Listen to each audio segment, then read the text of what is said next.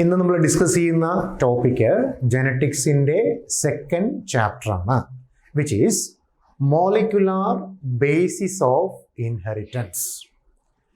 എന്താണ് molecular basis of inheritance എന്ന് പറയാം? So before going to this topic, we should know the molecular aspects of the molecular formats of biological science, which includes the presence of nucleic acids. Nucleic acids എന്താണ്? Nucleic ആസിഡുകൾ അഥവാ ന്യൂക്ലിക അമ്ലങ്ങൾ എന്നാൽ എന്താണ്? പ്രധാനമായും nucleic ആസിഡുകൾ എന്ന് പറയുമ്പോൾ രണ്ട് ടൈപ്പുകളാണ് ഉണ്ടാവുക. One is DNA and other is RNA. ഇത് രണ്ടുമാണ് ന്യൂക്ലിക് ആസിഡുകൾ എന്ന് പറയാം. വിച്ച് മീൻസ് DNA എന്ന് പറഞ്ഞാൽ ഡീഓക്സി റൈബോ ന്യൂക്ലിക് ആസിഡ്സ് എന്നും RNA എന്ന് പറയുമ്പോൾ റൈബോ ന്യൂക്ലിക് ആസിഡും എന്നാണ് പറയുക. സോ പ്രധാനമായും ഇത് രണ്ടുമാണ് ന്യൂക്ലിക് ആസിഡുകൾ, DNA ആൻഡ് RNA. ഇനി ഈ DNAയും RNAയും പോലുള്ള ന്യൂക്ലിക് ആസിഡുകൾ സാധാരണയായി ഇത് എവിടെയാണ് കാണപ്പെടുക എന്നൊരു ഡൗട്ട് വരാം.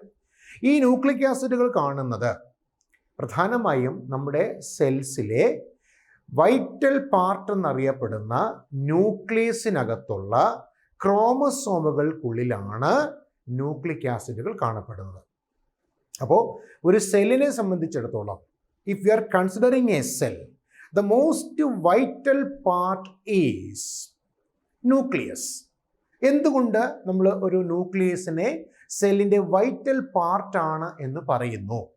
Because it controls and coordinates all other cell organelles like ribosomes, endoplasmic reticulum, mitochondria, lysosomes, like that. അപ്പോൾ ഓരോ സെൽ ഓർഗനൽസിനെയും അതിനെ കൺട്രോൾ ചെയ്യുക അല്ലെങ്കിൽ അതിൻ്റെ ഫങ്ഷൻസിനെ കോർഡിനേറ്റ് ചെയ്ത് കൊണ്ടുപോവുക എന്നുള്ള ഒരു റോളാണ് ന്യൂക്ലിയസിനുള്ളത്. ന്യൂക്ലിയസിൻ്റെ മലയാളത്തിൽ നമ്മൾ മർമ്മം എന്നാണ് പറയുക. അപ്പോൾ ആ ന്യൂക്ലിയസിനകത്താണ് പ്രധാനമായും ഈ ക്രോമസോമുകൾ പോലുള്ള ഫാക്ടേഴ്സ് അല്ലെങ്കിൽ കമ്പോണൻസ് ഉണ്ടാവുക. അതിലാണ് ഈ ന്യൂക്ലിക് ആസിഡുകൾ എന്ന് പറയുന്ന DNAs ഒക്കെ കാണപ്പെടുന്നത്. അപ്പോൾ ഹ്യൂമൻ ബീയിങ്സിനെ സംബന്ധിച്ചിടത്തോളം, കാരണം അഡ്വാൻസ്ഡ് ആയിട്ടുള്ള അനിമൽസ് എന്ന് പറയുന്നത് അല്ലെങ്കിൽ മാമൽ ഗ്രൂപ്പ്സ് എന്ന് പറയുമ്പോൾ അവിടെ ഹ്യൂമൻ ബീയിങ്സ് ആണ് വരിക. സോ അവരുടെ ജനറ്റിക് മെറ്റീരിയൽ അതല്ലെങ്കിൽ അവരുടെ ജനിതക വസ്തു എന്ന് പറയുന്നത് DNA ആണ്. അതുപോലെ തന്നെ പ്രോക്യാരിയോട്ട് പോലുള്ള കമ്പോണൻറ്റുകളിലും ന്യൂക്ലിക് ആസിഡുകൾ പോലുള്ള ഫാക്ടേഴ്സ് കാണാം, വിച്ച് മീൻസ് RNA പോലുള്ള ഫാക്ടേഴ്സ് അവിടെ ഉണ്ടാകാറുണ്ട്. അപ്പോൾ നമുക്ക് നോർമലി ഉണ്ടാകുന്നൊരു ഡൗട്ട്, എന്താണ് ഒരു യൂക്യാരിയോട്ട് അതേപോലെ ഒരു പ്രോക്യാരിയോട്ട്? അതൊരു മെയിൻ ക്വസ്റ്റ്യൻ ആണ്. Difference between eukaryotic and prokaryotic cellular organization. See, the main difference എന്ന് പറയുന്നത്, eukaryotes എന്ന് പറയുമ്പോൾ membrane bound organelles and membrane less bound organelles രണ്ടുപേരും ഒരുപോലെ പ്രസന്റ് ആയിരിക്കും. ഇതാണ് യൂകാരിയോട്സ് എന്നതുകൊണ്ട് ഉദ്ദേശിക്കുന്നത്. അപ്പോൾ ഒരു സെല്ലിനെ സംബന്ധിച്ച് ഏതൊക്കെയാണ് മെംബ്രെയിൻ ബൗണ്ട് ഓർഗനൽസ് നമുക്ക് നോക്കാം. ലൈസോസോംസ്, മൈറ്റോകോൺട്രിയ, ഗോൾഗി ബോഡീസ് തുടങ്ങിയവയെല്ലാം, അല്ലെങ്കിൽ എൻഡോപ്ലാസ്മിക് റെറ്റിക്കുലം, ന്യൂക്ലിയസ് തുടങ്ങിയവയെല്ലാം മെംബ്രെയിൻ ബൗണ്ടാണ്. അപ്പോൾ സ്തരം കൊണ്ട് നിർമ്മിതമായിട്ടുള്ള അവയവങ്ങളായ ഈ പറഞ്ഞ ഭാഗങ്ങളും മെംബ്രെയിൻ ലെസ് ബൗണ്ട് ഓർഗനൽ എന്ന് പറഞ്ഞാൽ സ്തരം ഇല്ലാത്ത ഓർഗനൽ ഉണ്ട്.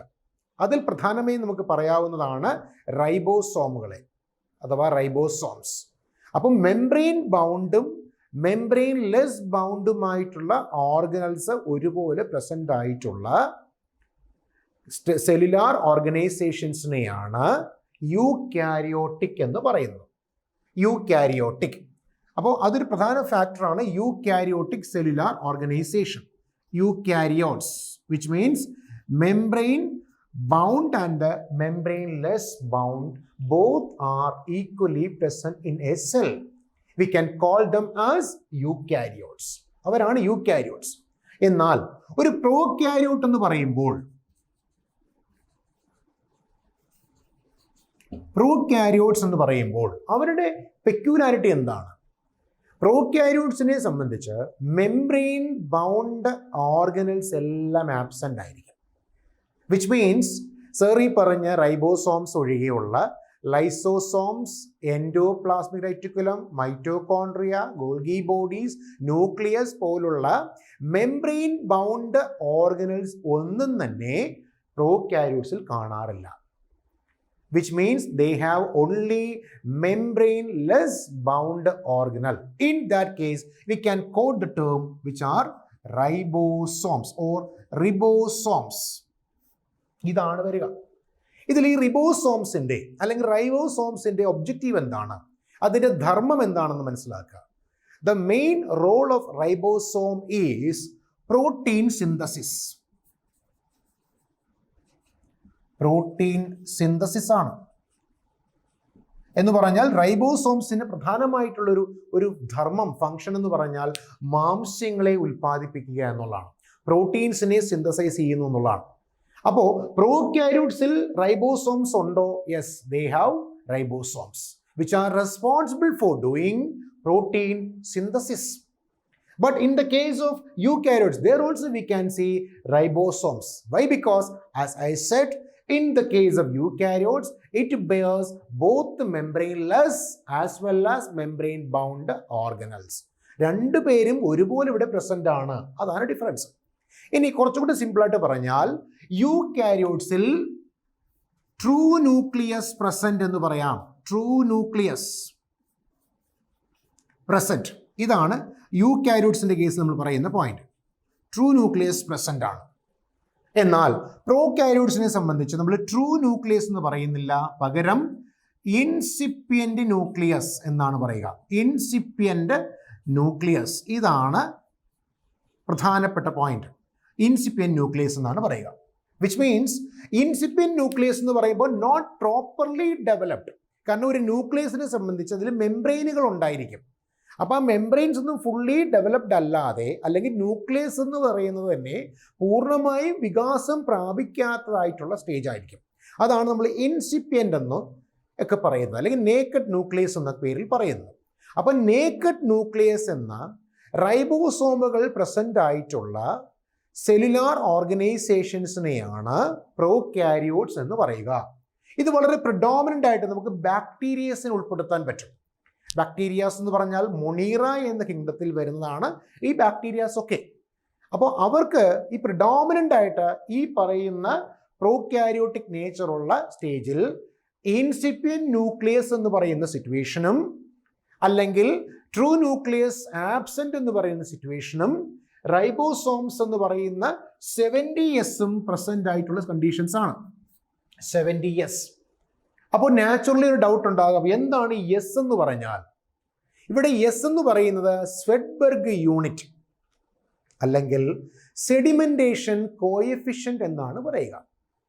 സ്വെഡ്ബർഗ് യൂണിറ്റ് എന്നോ സെഡിമെന്റേഷൻ കോഎഫിഷ്യന്റ് എന്നോ പറയുന്നു. അപ്പോൾ എന്താണ് ഈ 70S പെക്യുലാരിറ്റി? ഇതിന്റെ പ്രത്യേകത എന്താണ് ഈ 70S എന്ന് പറയുന്നതിൻ്റെ?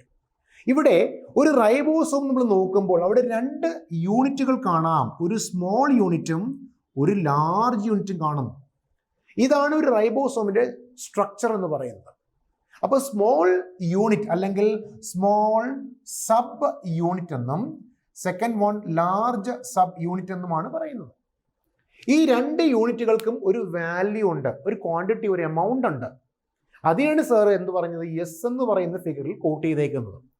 ഇവിടെ സ്മോൾ സബ് യൂണിറ്റ് എന്ന് പറയുമ്പോൾ വിച്ച് ഈസ് 30S എന്നും ലാർജ് യൂണിറ്റ് ഈസ് 50S എന്നുമാണ് പറയുക. 50S and 30S. ഇതൊരു പ്രധാന പോയിന്റ് ആണ്. പ്രോകാരിയോട്സിൽ റൈബോസോംസ് ഉണ്ടെന്ന് സാർ പറഞ്ഞു. അതിൻ്റെ ക്വാണ്ടിറ്റി, അതിൻ്റെ വാല്യൂ എന്ന് പറയുന്നത് 70S ആണെന്ന് പറയുന്നു. അപ്പോൾ 70S എന്ന വാല്യൂ വരുന്ന പ്രോകാരിയോട്ടിക് റൈബോസോംസിന് 2 സബ് യൂണിറ്റുകളെ കാണാം. One is A smaller named as 30S അല്ലെങ്കിൽ 30S എന്ന് പറയുന്ന ഒരു സ്മോൾ സബ് യൂണിറ്റും 50S എന്ന് പറയുന്ന ഒരു ലാർജർ സബ് യൂണിറ്റുമാണ് കാണപ്പെടുന്നത്. അപ്പോൾ നാച്ചുറലി നമ്മളിത് കൗണ്ട് ചെയ്യുമ്പോൾ തോന്നാം ഇത് 70 അല്ലല്ലോ, കാരണം 50 + 30 എന്ന് പറയുന്നത് 80 ആണ്. ആണല്ലോ. സോ ഇവിടെ സാറ് പറയുന്നു 70s എന്നാണ് പറഞ്ഞത്, പക്ഷേ യൂണിറ്റ് കൊടുത്തപ്പോൾ 30 and 50s എന്ന് കൊടുത്തു. How it is matching? അപ്പോൾ ഇവിടെ ഒരു കാര്യം മനസ്സിലാക്കുക, ഇതിന്റെ ക്വാണ്ടിറ്റി വൈസ് അതിന്റെ സെഡിമെന്റേഷൻ കോഎഫിഷ്യന്റ് എന്ന് പറയുന്നത് ആ സ്മോൾ സബ് യൂണിറ്റിൽ അത് 30s ആയിട്ട് തന്നെ റിമെയിൻഡ് ആണ്, and that is constant. whereas the larger subunit which is a 50s 50s എന്ന് പറയുന്ന അല്ലെങ്കിൽ 50 സെഡിമെന്റേഷൻ കോഎഫിഷ്യന്റ് എന്ന് പറയുന്ന ഒരു വാല്യൂ ആണ് അത് അറ്റൈൻ ചെയ്തേക്കുന്നത്. അപ്പൊ കൗണ്ട് ചെയ്യുമ്പോൾ 80 വരും, പക്ഷെ നിങ്ങൾ ഇവിടെ കൗണ്ട് ചെയ്യേണ്ട കാര്യമില്ല. വൈ? ബിക്കോസ് ഇവിടെ എസ് എന്ന് പറയുന്നത് സെഡിമെന്റേഷൻ കോഎഫിഷ്യന്റ് എന്ന ആസ്പെക്റ്റിലാണ്. Don't count it. ഇത് കൗണ്ട് ചെയ്താൽ 80 കിട്ടും, പക്ഷെ കൗണ്ട് ചെയ്യണ്ട. അതാ ഞാൻ വീണ്ടും പറയുന്നത്. അപ്പൊ 70s എന്ന് പറയുന്നു. ഇത് എപ്പോഴും എക്സാംസിന് ചോദിക്കുന്ന ഒരു ക്വസ്റ്റ്യൻ ആണ്.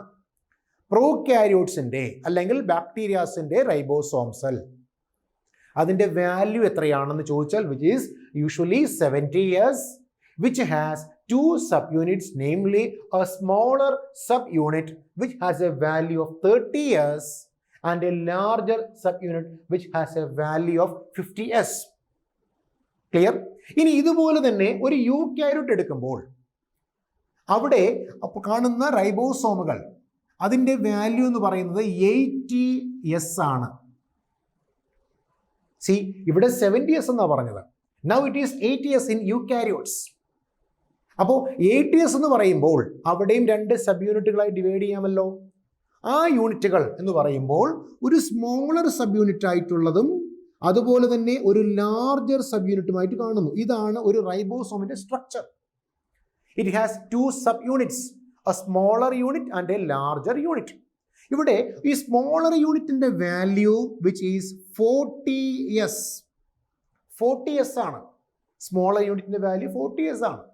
എന്നാൽ ലാർജർ യൂണിറ്റ് എന്ന് പറയുമ്പോൾ അത് 60s-ഉമാണ്. സി, ഇത് നമ്മൾ കൗണ്ട് ചെയ്താൽ നമുക്ക് എത്ര കിട്ടും? 100 കിട്ടും. ഇവിടെ ഞാൻ എത്ര പറഞ്ഞു? 80s എന്നേ പറഞ്ഞിട്ടുള്ളൂ. അപ്പോൾ ഇത് കൗണ്ട് ചെയ്യേണ്ട ആവശ്യമില്ല. ഇവിടെ കൗണ്ടിങ് അല്ല വേണ്ടത്. ഇവിടെ വരുന്നത് ഈ 2 കോഎഫിഷ്യൻസും അല്ലെങ്കിൽ 2 യൂണിറ്റുകളുടെയും സെഡിമെന്റ്സിന്റെ കോഎഫിഷ്യന്റ് ആണ് ഇവിടുത്തെ വാല്യൂ ആയിട്ട് കോട്ട് ചെയ്തേക്കുന്നത്. And don't forget these two. 80 has 2 units, smaller subunit has 40s and a larger subunit has 60s. ഇങ്ങനെ വരുന്നത്. എന്നാൽ പ്രോകാരിയോട്സിന്റെ കേസിൽ 30 and 50s എന്ന് പറയുന്നു. ഇതെന്തുകൊണ്ട് ഞാനിവിടെ പറഞ്ഞെന്ന് ചോദിച്ചാൽ റൈബോസോമുകൾ പ്രോകാരിയോട്സിലും യൂകാരിയോട്സിലും കോമൺ ആയിട്ട് കാണുന്ന ഒരു മെംബ്രെയിൻ ലെസ് ബൗണ്ട് ഓർഗനലാണ് which are responsible for the synthesis of proteins. കാരണം അതിന്റെ പ്രധാന ഫംഗ്ഷൻ എന്ന് പറയുന്നത് തന്നെ പ്രോട്ടീൻസിനെ സിന്തസൈസ് ചെയ്യിക്കുക എന്നതാണ്. മാംസ്യങ്ങളെ ഉൽപ്പാദിപ്പിക്കുക എന്നതാണ് അവരുടെ പ്രധാനപ്പെട്ട ധർമ്മം. റൈബോസോമുകളുടെ ജോലി എന്ന് പറയുന്നതിന് അതാണ്. അപ്പോൾ ഇവിടെ ഞാൻ ഈ പറയുന്ന ന്യൂക്ലിക് ആസിഡുകളിൽ DNA അല്ലെങ്കിൽ RNA പോലുള്ള 2 ന്യൂക്ലിക് ആസിഡുകൾ ഉണ്ടെന്ന് പറഞ്ഞു. അപ്പോൾ DNA എന്ന് പറഞ്ഞാൽ എന്താണ്? ഡിയോക്സി റൈബോ ന്യൂക്ലിക് ആസിഡ് എന്നും RNA എന്ന് പറയുന്നത് റൈബോ ന്യൂക്ലിക് ആസിഡ് എന്നും പറഞ്ഞു. ഇവിടെ എന്തുകൊണ്ട് ഞാൻ യൂകാരിയോട്സിന്റെയും പ്രോകാരിയോട്സിന്റെയും കാര്യം പറയുന്നു? വൈ? ബിക്കോസ് അതിനെ ആ സെല്ലുലാർ ഓർഗനൈസേഷൻ ആണ്. കാരണം യൂകാരിയോട്ട് എന്ന് പറയുമ്പോൾ അവിടെ കൂടുതലായിട്ടും കാണുന്ന ജനറ്റിക് മെറ്റീരിയൽ എന്ന് പറയുന്നത് DNAs ആണ്. പ്രോകാരിയോട്സിലാണ് നമുക്ക് എന്ത് കാണാൻ കഴിയുക? RNA പോലുള്ള ജനിതക വസ്തുക്കളെ കാണാൻ കഴിയുക. So now we can go through what are the differences between these 2 nucleic acids. പലപ്പോഴും വൈവയ്ക്ക് പ്രാക്ടിക്കൽസിന്റെ വൈവയിൽ നിങ്ങളോട് ചോദിക്കുന്ന ഒരു ക്വസ്റ്റ്യൻ ഇതായിരിക്കാം: ഏതൊക്കെയാണ് ന്യൂക്ലിക് ആമ്ലങ്ങൾ? Name some nucleic acids. ഇവിടെ സം എന്ന് പറയുമ്പോൾ ഒരുപാടുണ്ടെന്ന് നമ്മൾ കരുതും. ഒരുപാടൊന്നുമില്ല, ആകെപ്പാടെ 2 എണ്ണം മാത്രമേ ഉള്ളൂ. One is DNA and RNA, which means deoxyribonucleic acid and ribonucleic acids. Now, എന്തൊക്കെയാണ് ഡിഫറൻസ് ബിറ്റ്വീൻ ദീസ് ടു നോക്കാം. ഇതിൽ DNA എന്ന് പറഞ്ഞാൽ ഞാൻ പറഞ്ഞല്ലോ ഡിയോക്സി റൈബോ ന്യൂക്ലിക് ആസിഡ് ആണെന്ന് പറഞ്ഞു. It is usually double stranded. 2 സ്ട്രാൻഡുകളാണ് ഇവിടെ ഉള്ളത് എന്ന് പറയുന്നു. ഡബിൾ സ്ട്രാൻഡഡ് സ്ട്രക്ചർ, അതാണ് DNA. 2 സ്ട്രാൻഡുകൾ കാണുന്നു.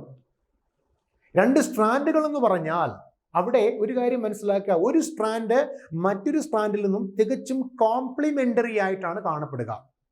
It is usually double stranded structure which are complementary to each other. അതൊരു മെയിൻ പോയിന്റ് ആണ്.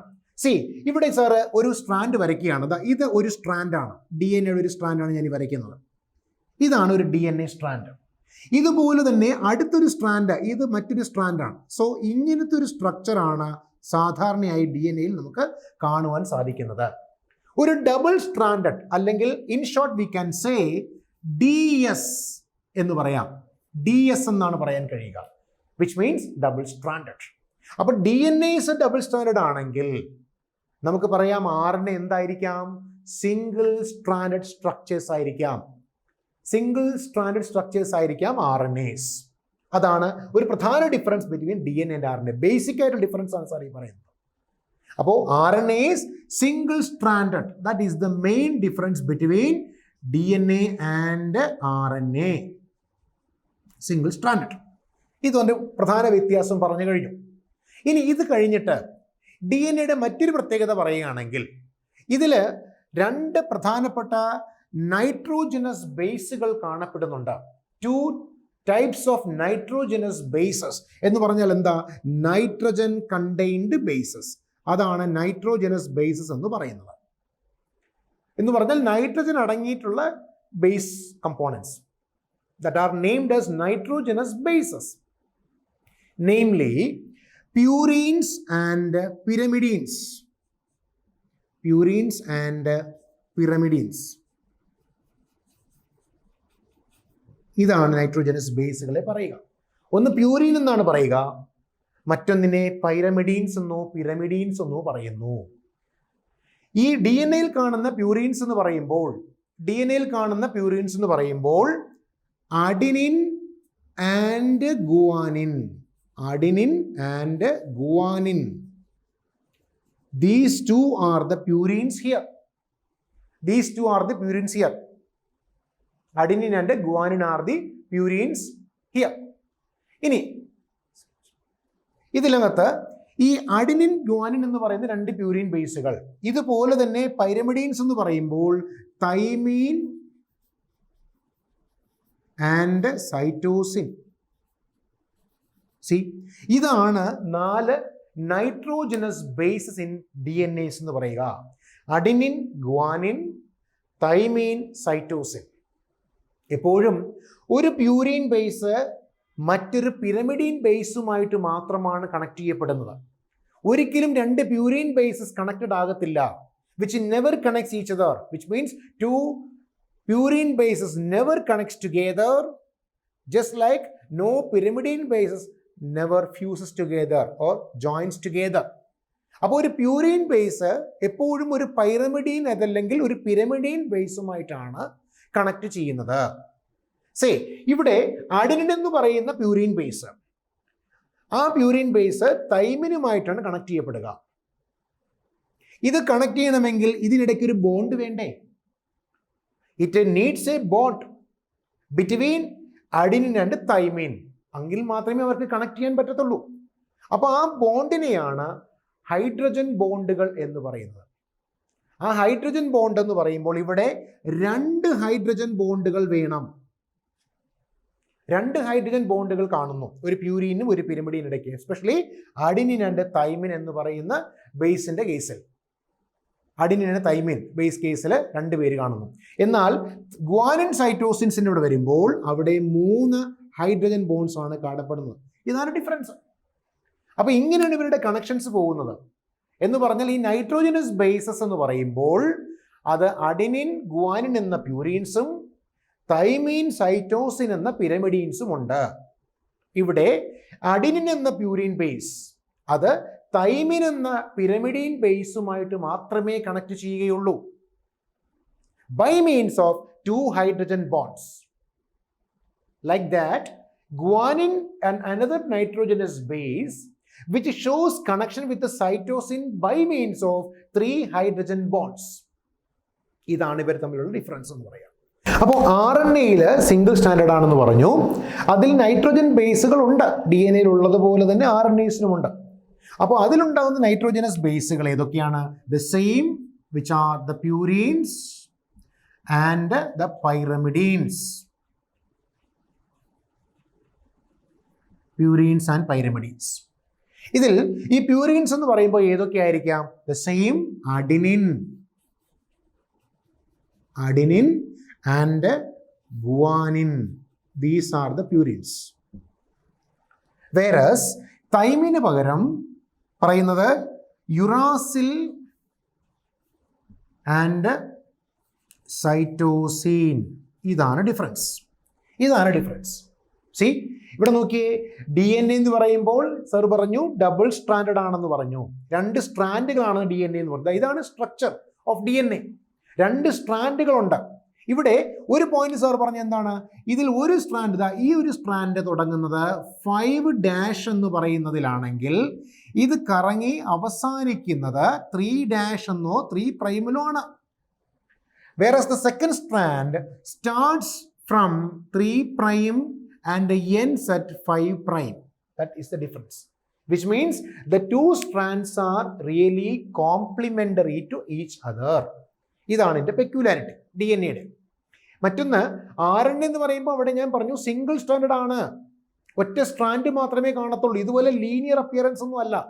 ഒരു സർക്കുലർ ആയിട്ടുള്ള ഫോമിലായിരിക്കാം, അല്ലെങ്കിൽ ഓവൽ ഷേപ്പ് സ്ട്രക്ചർ ആകാം. അതൊക്കെയാണ് ഈ RNA-യിൽ കാണുന്ന പെക്യുലാരിറ്റീസ്. RNA പല ഫോംസിലുണ്ട്, അതിലേക്ക് ഞാൻ പിന്നെ വരാം. അപ്പോൾ ഇവിടെ ആ ഒരു സിംഗിൾ സ്ട്രാൻഡ് എന്ന് പറയുന്ന സ്ട്രക്ചറിൽ നൈട്രജൻ ബേസുകളായ പ്യൂരീൻസിൻ്റെയും പൈരമിഡീൻസിൻ്റെയും പ്രസൻസുകളുണ്ട്, just like DNAs. And in purines which are adenine and guanine, ഇവിടെ pyrimidines are uracil and cytosine. ഇനി മറ്റൊരു പോയിന്റ്, ഈ യുറാസിൽ എന്ന് പറയുന്നതിന് മറ്റൊരു പേരുണ്ട്, 5-methyl thymine. 5-methyl thymine, ഇതാണ് യുറാസിൽ എന്ന് പറയുക. Other name for uracil is 5-methyl thymine. അപ്പോൾ ഗ്വാനിൻ ആണെങ്കിലോ അതിന് സൈറ്റോസിൻ എന്ന് പറയുന്ന കമ്പോണന്റ് മാത്രമേ ഉള്ളൂ. ഇവിടുന്ന് ഈ അഡിനിൻ എന്ന് പറയുന്നയാൾ യുറാസിലുമായിട്ടോ യുറാസിൽ അഡിനിനുമായിട്ടോ ആയിരിക്കും കണക്ട് ചെയ്യപ്പെടുക. ഗ്വാനിൻ എന്ന് പറയുന്ന നൈട്രജൻ ബേസ് അഥവാ purine base which shows connection with cytosine and vice versa. That's it. സൈറ്റോസിനുമായിട്ടായിരിക്കും കണക്ട് ചെയ്യപ്പെടുന്നത്. അപ്പോൾ ആ പ്യൂരിൻ പിരിമിഡിൻ ബേസുകൾക്കിടയിൽ വരുന്ന ബോണ്ടുകളാണ് ഹൈഡ്രജൻ ബോണ്ട്. അത് ആദ്യത്തെ കേസിൽ 2 ഹൈഡ്രജൻ ബോണ്ടും രണ്ടാമത്തെ കേസിൽ 3 ഹൈഡ്രജൻ ബോണ്ടുകളുമാണ് കാണപ്പെടുന്നത്. ഇതാണ് രണ്ടാമത്തെ difference between DNA and RNA എന്ന് പറയുക. മനസ്സിലായല്ലോ? ഇനി DNA-ക്ക് മറ്റൊരു പ്രത്യേകത എന്താണെന്ന് നോക്കാം. ഞാൻ പറഞ്ഞു അതിന് ഒരു 2 സ്ട്രാൻഡുകളുള്ള അപ്പിയറൻസ് ആണെന്ന് പറഞ്ഞു. അതുപോലെ തന്നെ പ്യൂരീൻസ് എന്നും പിരമിഡീൻസ് എന്ന് പറയുന്ന അപ്പിയറൻസ് ആണ് DNA എന്ന് പറഞ്ഞു. മറ്റൊരു പ്രധാനപ്പെട്ട point regarding DNA which means they are highly specific. വളരെയധികം സ്പെസിഫിക് ആയിട്ടുള്ള ഒരു കമ്പോണൻ്റ് ആണ്, ഒരു ന്യൂക്ലിക് ആസിഡ് ആണ് DNA എന്ന് പറയുന്നത്.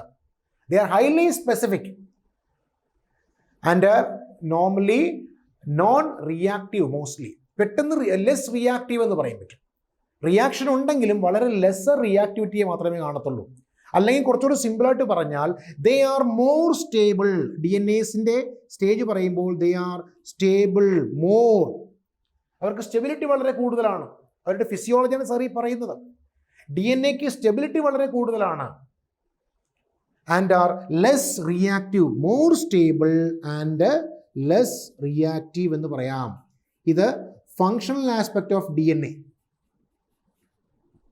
ഫങ്ഷണൽ ആസ്പെക്ട് ഓഫ് DNA ആണ്. More stable and are less reactive.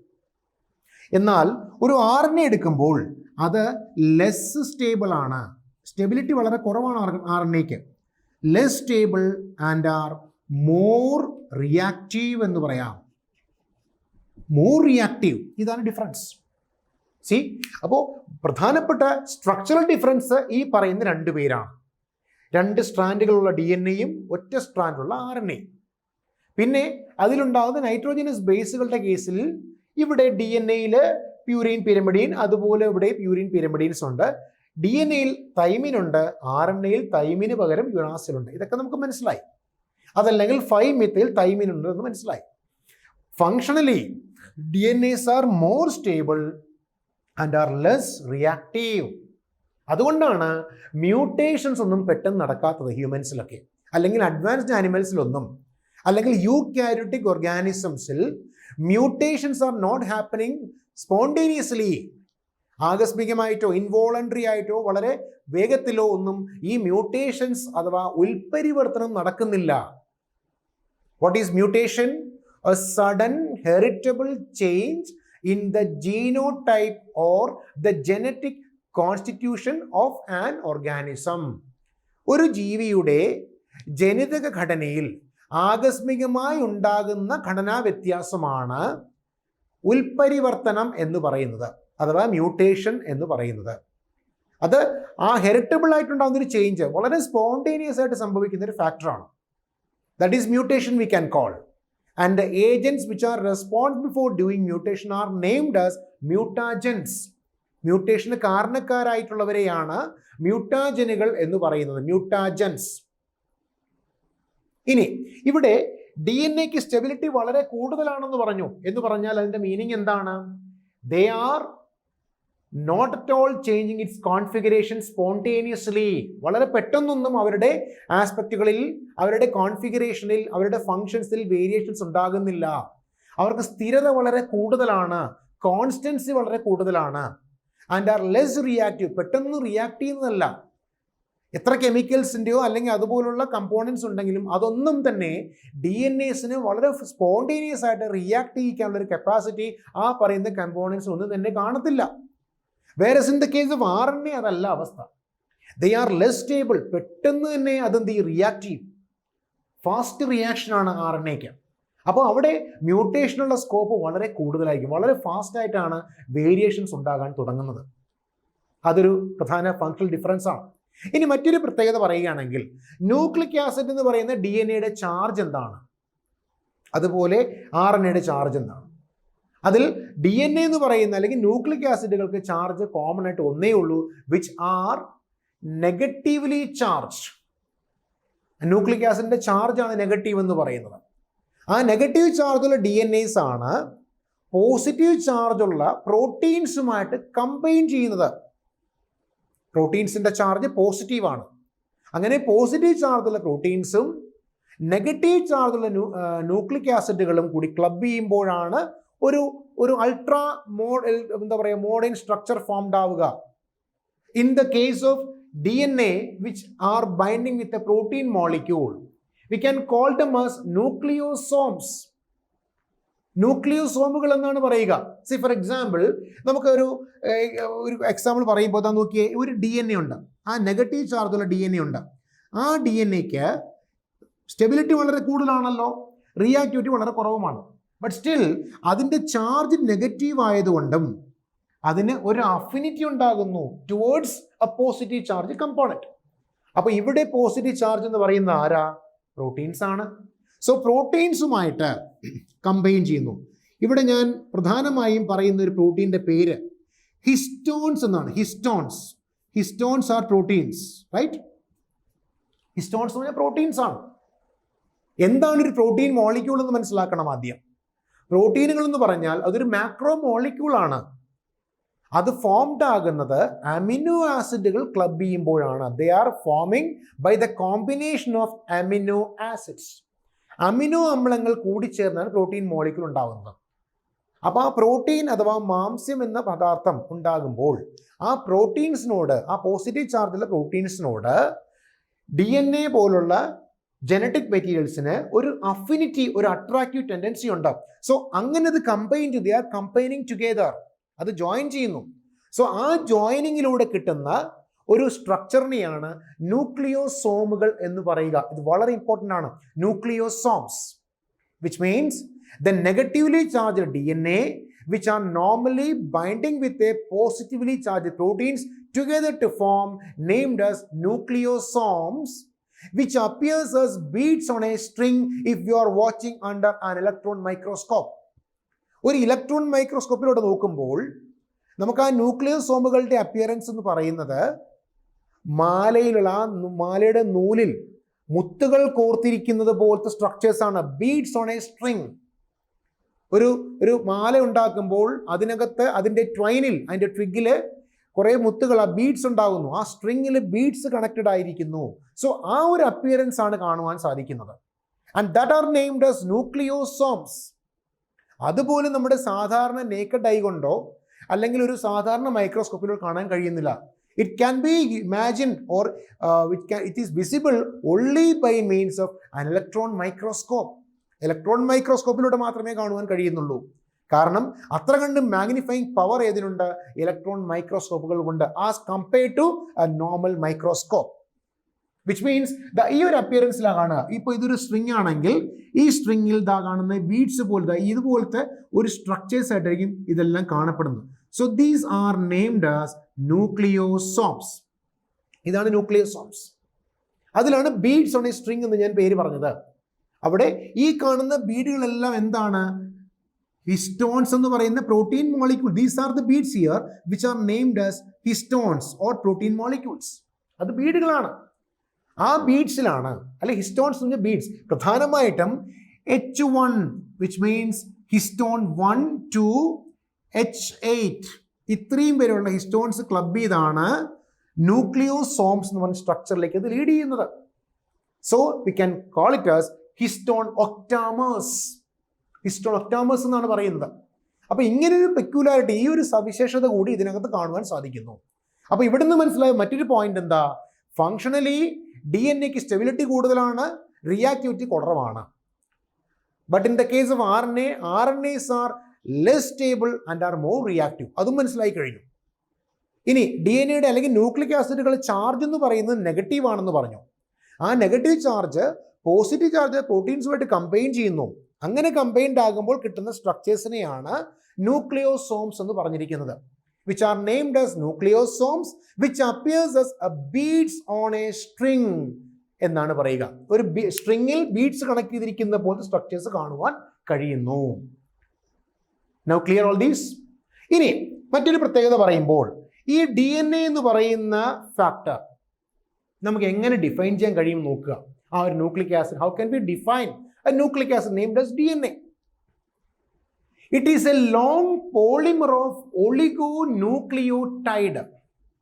DNA എന്ന് പറഞ്ഞാൽ അതാണ്. It is a long polymer. What does it mean, polymer? Polymer എന്ന് പറഞ്ഞാൽ ഒരുപാട് സ്മോൾ യൂണിറ്റുകൾ എന്ന് പറയുന്ന മോണോമറുകൾ ചേർന്നുണ്ടാകുന്ന ഒരു giant structure which is named as a polymer. For example, നമുക്കറിയാം അമിനോ ആസിഡുകൾ. What are amino acids? Building blocks of proteins that are amino acids. ഈ അമിനോ ആസിഡുകളിൽ ഏറ്റവും സിംപ്ലസ്റ്റ് അമിനോ ആസിഡ് ഏതാണ്? Which is glycine. Glycine is the simplest amino acid known. ആ glycine എന്ന amino acid കഴിഞ്ഞാൽ പിന്നെ second simplest എന്ന് ഞാൻ പറയുന്നത് സെറൈൻ എന്നോ പറയുന്ന മറ്റൊരു അമിനോ ആസിഡാണ്. അതുപോലെ tryptophan, valine or phenylalanine, leucine, isoleucine, ഇങ്ങനെ പല ടൈപ്പിലുള്ള അമിനോ ആസിഡുകളുണ്ട്. ഇതെല്ലാം നമ്മൾ കളക്റ്റീവ്ലി മോണോമറുകൾ എന്നാണ് പറയുക. ഈ മോണോമറുകൾ കമ്പൈൻ ചെയ്യുന്നു. എങ്ങനെ കമ്പൈൻ ചെയ്യും? By means of a bond between them. ഇവരെ കണക്ട് ചെയ്യാൻ വേണ്ടി ഒരു ബോണ്ട് വേണം. Here the bond is named as peptide bond. Amino ആസിഡുകളെ ക്ലബ് ചെയ്യാൻ വേണ്ടി, അത് കമ്പൈൻ ചെയ്യാൻ വേണ്ടിയിട്ട് ഹെൽപ്പ് ചെയ്യുന്ന ബോണ്ടിനെയാണ് പെപ്റ്റൈഡ് ബോണ്ടുകൾ എന്ന് പറയുന്നത്.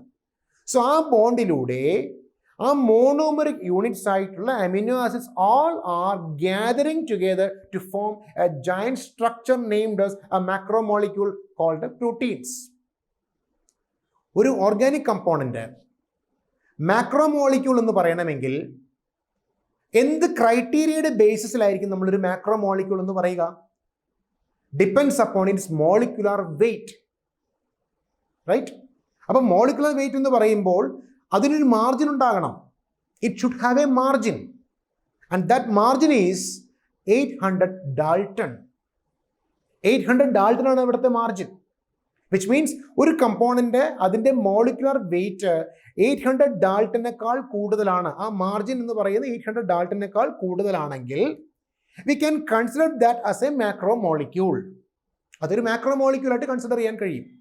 വേറാസ് അതിൻ്റെ മോളിക്യുലർ വെയിറ്റ്, ആ മോണോമറുകൾ ക്ലബ് ചെയ്തിട്ടുണ്ടാവുന്ന molecular weight, if it is less than 800 dalton, then it is named as what? It is named as a micromolecule. So ഇവിടെ ഒരു കാറ്റഗറൈസേഷൻ വരുന്നത് depends upon the molecular weight എന്ന മാർജിനിലൂടെയാണ്. അതാണ് 800 ഡാൾട്ടൺ എന്ന് പറയുന്ന യൂണിറ്റ്. അതിൻ്റെ റൈറ്റ് സൈഡിലേക്ക്, അതിൻ്റെ ആ ഒരു അസെൻഡിങ് ഫോമിലേക്ക് പോവുകയാണെങ്കിൽ അത് മാക്രോ എന്ന് പറയുന്ന ക്രൈറ്റീരിയയിൽ ഇൻക്ലൂഡ് ചെയ്യാൻ പറ്റും. അതിൻ്റെ വെയിറ്റ് ലെസ് ദാൻ എന്ന് പറയുന്ന അല്ലെങ്കിൽ ലെസ് ദാൻ 800 ഡാൾട്ടൺ ആണ് വരുന്നതെങ്കിൽ, if so it can be considered as a micro molecule. That's it. ഇവിടെ ഞാൻ പറയുന്നു proteins are macromolecules. Why? Because they are formed by the combinations of amino acids and they all have their molecular weight more than 800 Dalton. That's why it is called so. അതാണ് ഇതിൻ്റെ കാരണം. പക്ഷേ ഇവിടെ ഒരു case കൂടെ ഞാൻ പറയുന്നു. Molecular weight 800 ഡാൾട്ടനേക്കാൾ കുറവായിരുന്നിട്ട് കൂടിയും ഒരു കമ്പോണന്റ്, ഒരു ഓർഗാനിക് ഫാക്ടറിനെ നമ്മൾ മാക്രോ മോളിക്യൂൾ എന്ന് പറയുന്നു. ഏതാണ് component? Do you know it? It is the starch which is coming under carbohydrate. സ്റ്റാർച്ചാണ്, അന്നജം എന്ന് പറയും. അപ്പോൾ ആ സ്റ്റാർച്ച്, അതിൻ്റെ മോളിക്കുലർ വെയിറ്റ് 800 ഡാൾട്ടനേക്കാൾ താഴെ ആയിരുന്നിട്ട് കൂടിയും we are putting under the category macro molecule. Why? Because even though their molecular weight is less than 800 Dalton, we are considering starch, which is a carbohydrate, under a macromolecule because it is cosmopolitan distribution. ആ സെൽസിൽ uniform ആയിട്ട് എല്ലായിടത്തും present ആയതുകൊണ്ടാണ് അതിൻ്റെ wait less than 800 Dalton ആയിരുന്നിട്ട് കൂടിയും നമ്മൾ ആ ഒരു ഗ്രൂപ്പിലേക്ക് ഇൻക്ലൂഡ് ചെയ്തിരിക്കുന്നത്. ഇതൊരു എക്സെപ്ഷണൽ കേസാണ്. വൈവയ്ക്ക് പോലും എക്സ്പെക്ട് ചെയ്യാവുന്ന ഒരു ക്വസ്റ്റ്യൻ ആണ്. So here I am saying this component DNA and proteins by combines together, or if it joins together, they can be named as nucleosomes, which appears as beads on a string.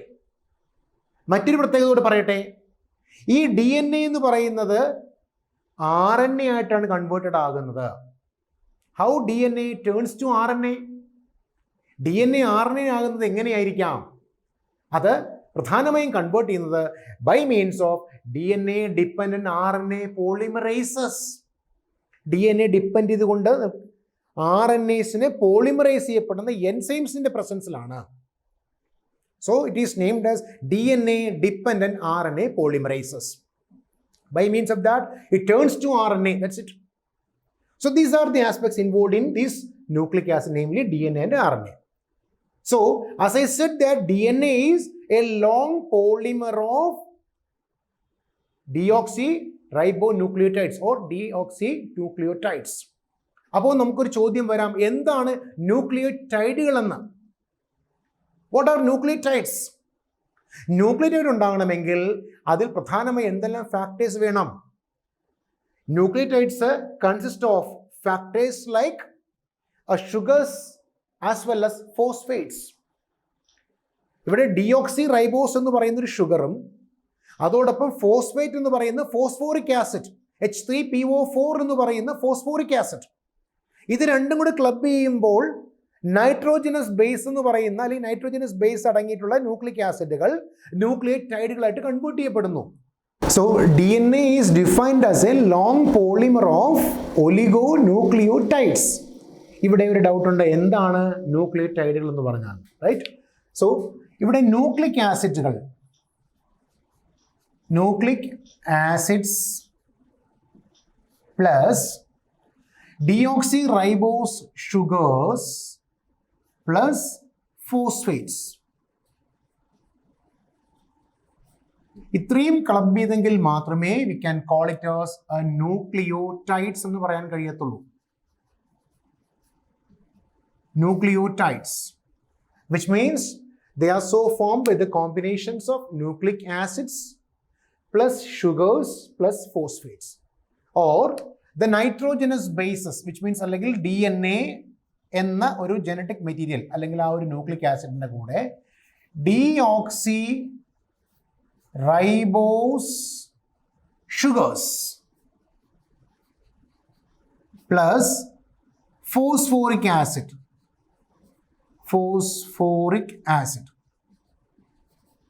or H3PO4 ഇതാണ് വരിക. So ഈ ഒരു കോമ്പിനേഷനാണ് mainly നമുക്ക് ന്യൂക്ലിയോടൈഡുകൾ എന്ന് പറയാൻ പറ്റുക. അപ്പോഴാണ് ഇത് ന്യൂക്ലിയോടൈഡ് ആകുന്നത്. DNA ഒരു ന്യൂക്ലിയോടൈഡ് ആകുന്ന അപ്പോഴാണ്. വിച്ച് മീൻസ് ഒരു ന്യൂക്ലിക് ആസിഡ് ആയിട്ടുള്ള DNA അല്ലെങ്കിൽ RNA, whatever it is. So here I M saying about DNA plus deoxyribose sugars or sugars. ഇതും കൂടെ ഉണ്ടാകുന്നു. അതിനോടൊപ്പം in addition to that phosphoric acid or phosphates, അത് വരുമ്പോഴാണ് ന്യൂക്ലിയോടൈഡുകൾ എന്ന് പറയുക. സപ്പോസ് ഇവിടെ ഫോസ്ഫേറ്റ്സ് വരുന്നില്ല എന്ന് വയ്ക്കൂ, നമ്മൾ ഫോസ്ഫേറ്റ്സിനെ അല്ലെങ്കിൽ ഫോസ്ഫോറിക് ആസിഡ് ആ ഒരു കമ്പോണന്റ് ഒമിറ്റ് ചെയ്തു നിൽക്കുക, അത് ആഡ് ചെയ്തിട്ടില്ല എന്ന് വെക്കുക. If so it is named as nucleoside എന്നാണ് പറയുക. Nucleosides which means nucleic acids plus sugars equals nucleosides, which combines with the phosphates to form nucleotides. ഇതാണ് difference. So that is why I am saying DNA is a long polymer of oligonucleotides. Oligonucleotides, that is DNA. Now നമ്മൾ ഈ DNA എന്ന് പറയുന്ന ഒരു genetic material ആണെന്ന് പറയുമ്പോൾ അത് എങ്ങനെയാണ് നമുക്ക് പ്രൂവ് ചെയ്യാൻ കഴിയുക? How can we prove that DNA is a genetic material? അതല്ലെങ്കിൽ the search for a genetic material at first. ഈ ജനറ്റിക് മെറ്റീരിയലിന്റെ സെർച്ചിങ്ങിൽ പ്രധാനമായും മനസ്സിലാക്കേണ്ട ഒരു പോയിന്റ് ഉണ്ട് എന്ന് പറയുമ്പോൾ അതിലാദ്യം മനസ്സിലാക്കേണ്ടത് DNA എങ്ങനെ ഒരു ജനിതക വസ്തുവാണ് എന്ന് പറയുവാൻ കഴിയുന്നു, അല്ലെങ്കിൽ ദ സെർച്ച്, അതിനെ ആ ഒരു ജനിതക വസ്തുവിന്റെ കണ്ടെത്തലാണ് the searching of a genetic material. Here I am quoting an example of Griffith's effect. ഇവിടെ നമുക്ക് കോട്ട് ചെയ്യാവുന്ന ഒരു എക്സാമ്പിളാണ് ഞാൻ ഈ പറയുന്നത്, ഗ്രിഫിത്തിന്റെ ഇഫക്റ്റ്. അതല്ലെങ്കിൽ അതിന് മറ്റൊരു പേര് പറയുന്നു transformation or Griffith's effect. That is transformation we can call. So എന്താണ് ട്രാൻസ്ഫോർമേഷൻ അഥവാ ഗ്രിഫിത്ത്സ് ഇഫക്റ്റ് എന്ന് നമുക്ക് നോക്കാം. ഇവിടെ ട്രാൻസ്ഫോർമേഷൻ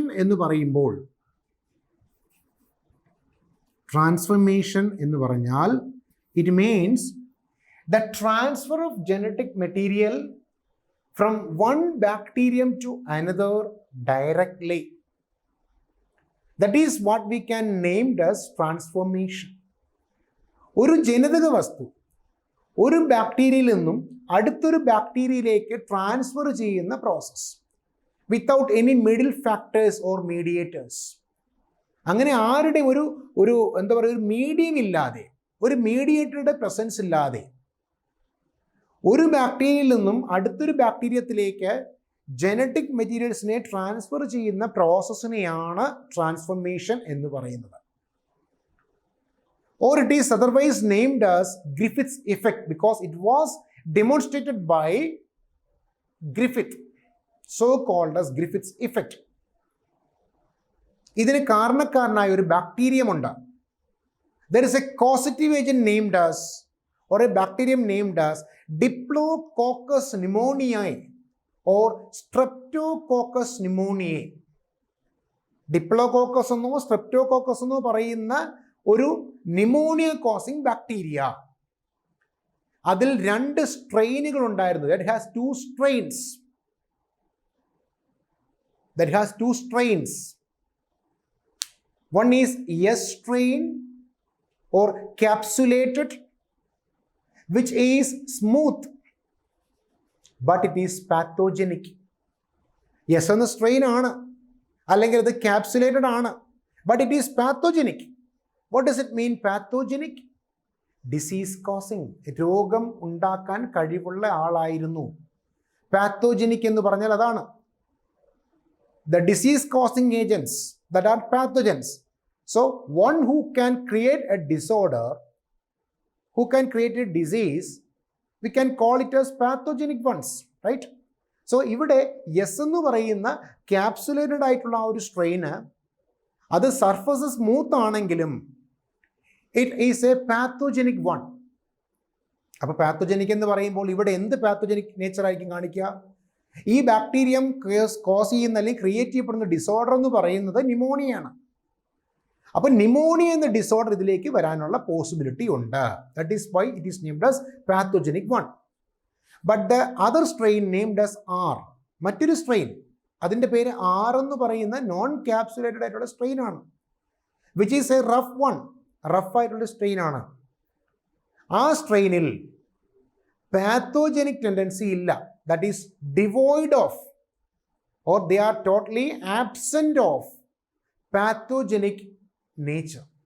അപ്പോൾ അതുകൊണ്ട് ആ സ്ട്രെയിൻ എടുത്ത് ഏതെങ്കിലും ഒരു ഓർഗാനിസത്തിലേക്ക് നമ്മൾ ഇൻസേർട്ട് ചെയ്താൽ they cannot create any type of disorders. Why? Because it is not at all pathogenic. That is reason. അപ്പോൾ ഇങ്ങനെ രണ്ട് ടൈപ്പിലുള്ള സ്ട്രെയിനുകളായിരുന്നു ഡിപ്ലോകോക്കസ് ന്യൂമോണിയെ അല്ലെങ്കിൽ സ്ട്രെപ്റ്റോകോക്കസ് ന്യൂമോണിയയിനകത്ത് ഉണ്ടായിരുന്നത്, which means pneumonia causing bacterium. ഇവിടെ അദ്ദേഹം എന്താ ചെയ്തതെന്ന് നോക്കുക. ഞാൻ ആദ്യം പറയുന്നതിൻ്റെ ഡെഫിനിഷനാണ് transfer of genetic material, the transfer of genetic material from one bacterium to another, from one bacterium to another directly. So ഈ ഡയറക്ട്ലി എന്ന് പറയുമ്പോൾ ഇവിടെ മനസ്സിലാക്കുക without any mediators, without any mediators അല്ലെങ്കിൽ മീഡിയേറ്റേഴ്സ് എന്നോ മീഡിയംസ് എന്നോ പറയാം. മീഡിയേറ്റേഴ്സ് ഇല്ല, മീഡിയംസ് ഇല്ല, അങ്ങനെ ഒരാളുടെയും പ്രസൻസ് ഇല്ലാതെ ഡയറക്റ്റായിട്ട് വരുന്ന ഒരു ട്രാൻസ്ഫറിങ് പ്രോസസ്സിനെ ആയിരുന്നു എന്ത് പറയുന്നത്, ട്രാൻസ്ഫോർമേഷൻ എന്ന് പറയുക. It was otherwise named as Griffiths effect.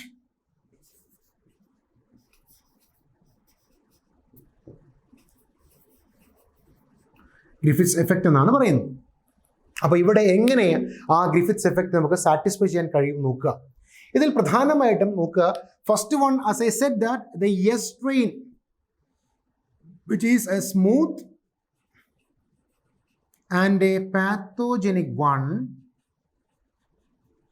ഇതാണ് ഫസ്റ്റ് വൺ.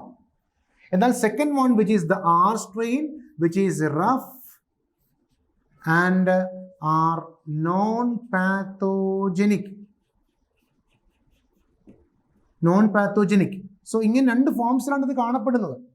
അപ്പോൾ വാട്ട് ഹാപ്പൻസ് ഹിയർ ഈസ്, ഈ എസ് എന്ന സ്ട്രെയിൻ ഏതെങ്കിലും ഒരു ഓർഗാനിസത്തിലേക്ക് ഇൻസേർട്ട് ചെയ്താൽ ഡെഫിനറ്റ്ലി അവിടെ എന്തുണ്ടാകും, it can cause pneumonia. That is why it is named as diplococcus pneumoniae.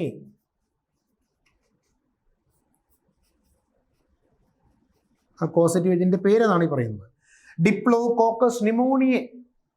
ഇവിടെ എസ് എന്ന സ്ട്രെയിൻ എടുത്തിട്ട് മൈസ് എന്ന് പറയുന്ന ഒരു ഓർഗാനിസത്തിലേക്ക് ഇൻജെക്ട് ചെയ്തു. ജസ്റ്റ് ഇമാജിൻ, മൈസിലേക്ക് ഇൻസേർട്ട് ചെയ്തു. അപ്പോൾ what will happen there, because of its pathogenic nature the mice will die because of pneumonia. That's it. Pneumonia എന്ന കാരണത്താൽ മൈസ് മരിച്ചു പോകുന്നു. കാരണം എന്താ, അതിന് ന്യൂമോണിയ ഉണ്ടാക്കുവാനുള്ള കപ്പാസിറ്റി ഉണ്ട്. That is the reason behind. Clear? So mice will dye yes due to pneumonia.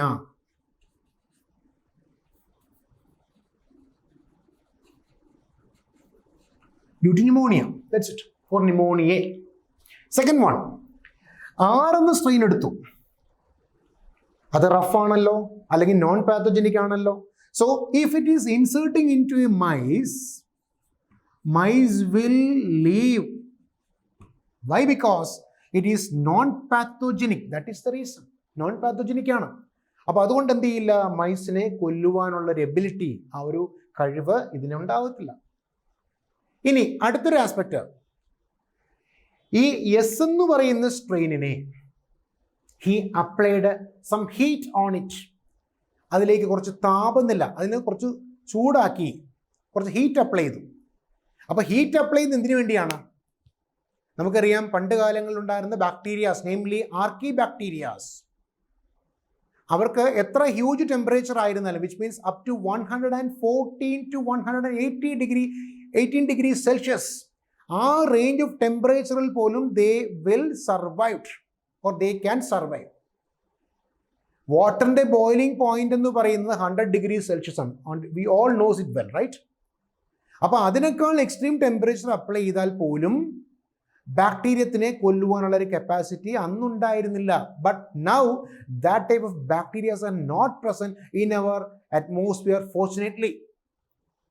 അപ്പോൾ അങ്ങനെ വരുമ്പോൾ ഇവിടെ ഒരു കാര്യം മനസ്സിലാകും, നല്ലവണ്ണം ടെമ്പറേച്ചർ അപ്ലൈ ചെയ്യുമ്പോൾ, ഹീറ്റ് അപ്ലൈ ചെയ്തപ്പോൾ അതിനെ, ആ പാത്തോജനിക് നേച്ചറിനെ ഇനാക്ടിവേറ്റ് ചെയ്യാൻ കഴിഞ്ഞു, അതിനെ സപ്രസ് ചെയ്യാൻ കഴിഞ്ഞു, ഇൻഹിബിറ്റ് ചെയ്യാൻ കഴിഞ്ഞു.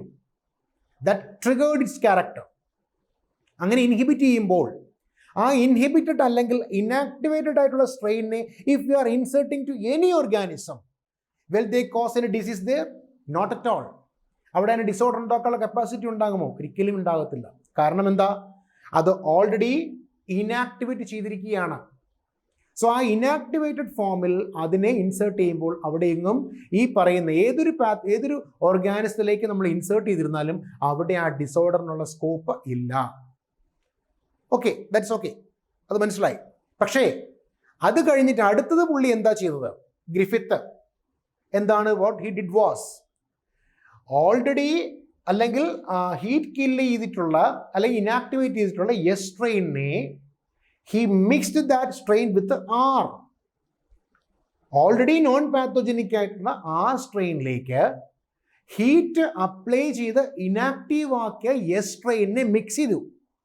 And then he inserted into that organism. Now clear? Heat killed or heat applied inactivated S strain which he mixed with the R strain and then he inserted into mice.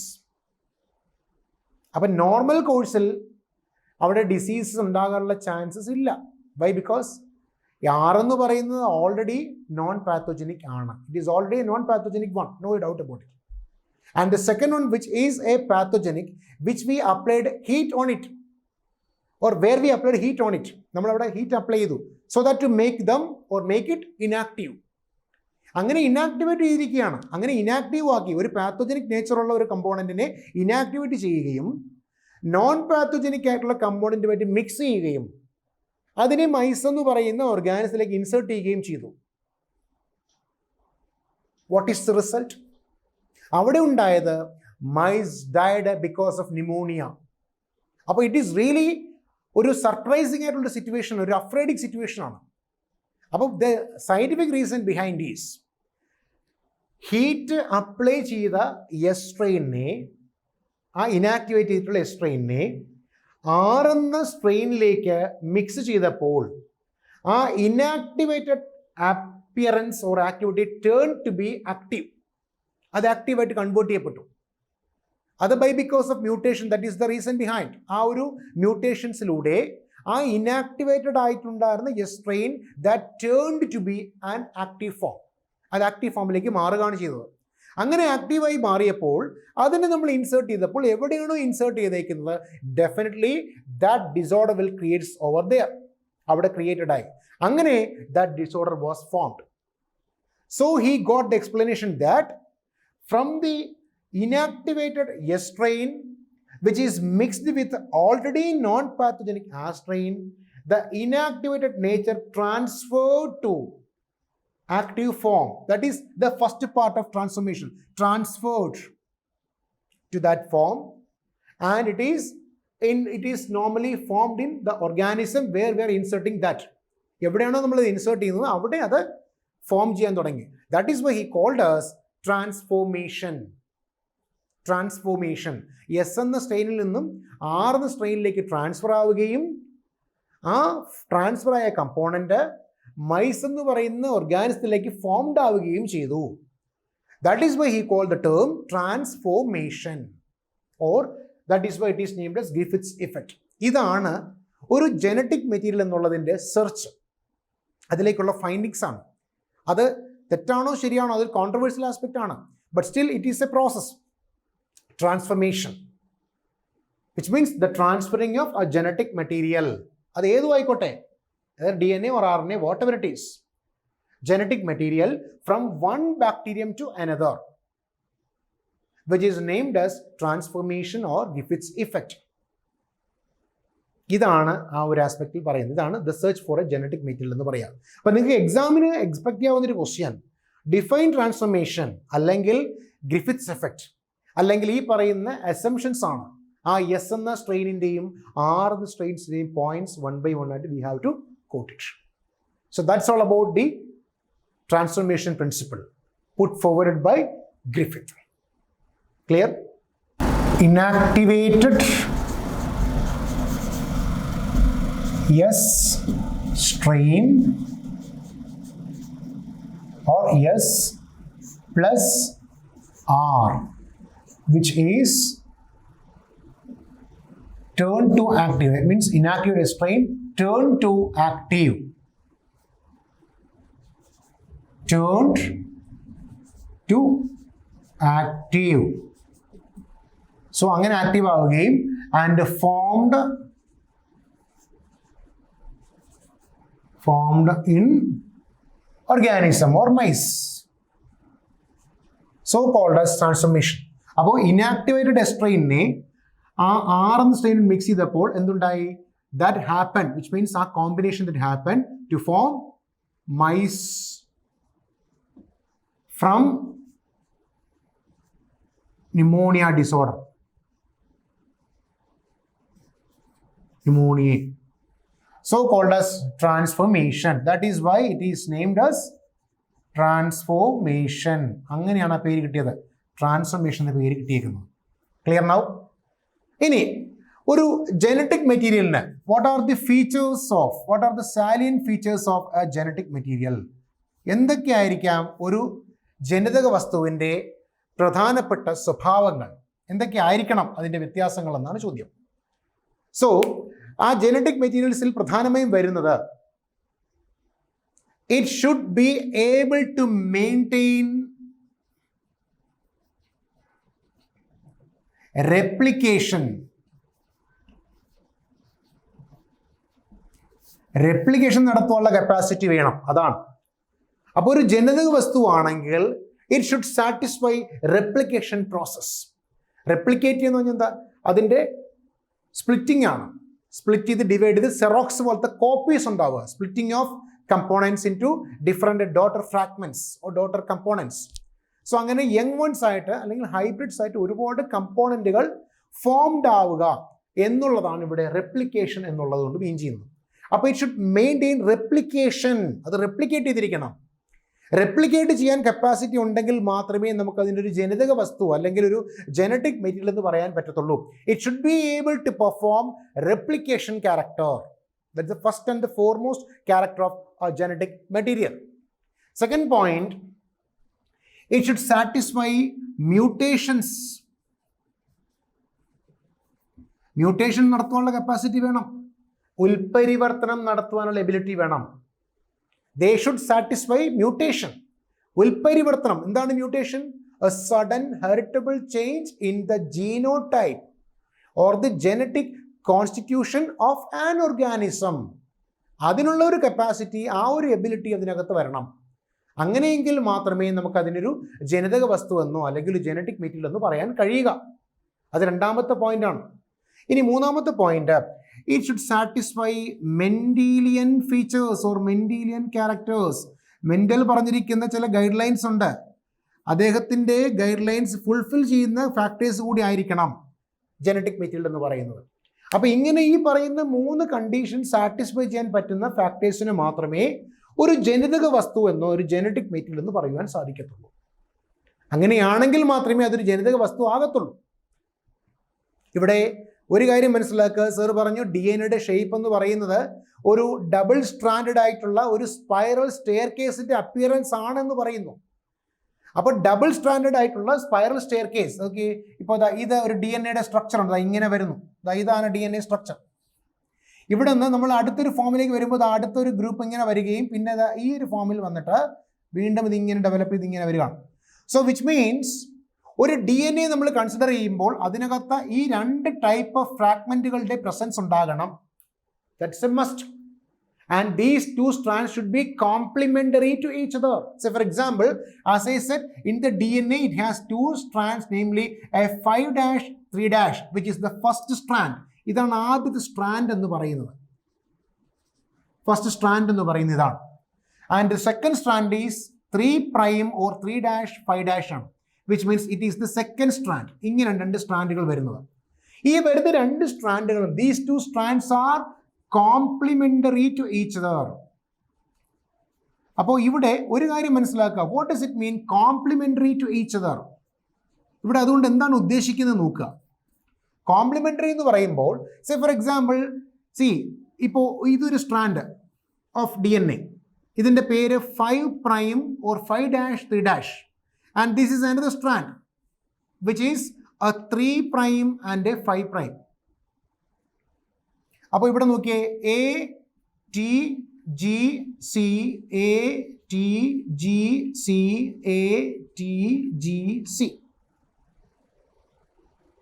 ഇതാണ് ഒരു സ്ട്രാൻഡിന്റെ sequence. Sir നേരത്തെ പറഞ്ഞു, in the case of adenine, if it binds with by means of 2 hydrogen bond which combines with the thymine only, and the guanine by hydrogen bonds 3 combines with the cytosine, right? അപ്പോൾ ഒരു DNA കേസിൽ thymine ആണ് വരിക, not uracil. No, thymine ആണ് DNA ഉണ്ടാകുന്ന nitrogenase base. Adenine, guanine, തൈമീൻ, cytosine, അതല്ലെങ്കിൽ 5-methyl uracil എന്ന് പറയുന്ന തൈമിൻ ആണ് കാണപ്പെടുന്നത്. ആ തൈമിൻ്റെ കാര്യത്തിൽ മാത്രമേ നൈട്രോജനസ് വേരിയേഷൻസ് ഉണ്ടാകാറുള്ളൂ DNA-യും RNA-യും തമ്മിൽ. ഇവിടെ ATGC, അപ്പോൾ ഇവിടെ അഡിനിൻ എന്ന് പറയുന്നത് എന്തായിരിക്കണം? തൈമിനുമായിട്ട് കണക്ട് ചെയ്തിരിക്കണം. ഗ്വാനിൻ എന്ന് പറയുമ്പോൾ സൈറ്റോസിനുമായിട്ട് കണക്ട് ചെയ്തിരിക്കണം. അപ്പോൾ അതിൻ്റെ മീനിങ് എന്തായിരിക്കും? ഇപ്പം ATGC എന്ന് പറയുന്ന ആ ഒരു സീക്വൻസിനെ നമുക്ക് തിരിച്ചതുപോലെ തന്നെ എന്ത് കൊടുക്കാം? അതേ ഫോമിൽ കൊടുക്കാം. ഫോർ എക്സാമ്പിൾ, ഇപ്പൊ മലയാളം എന്നൊരു വാക്ക് നമ്മൾ എഴുതുകയാണ്, മലയാളം,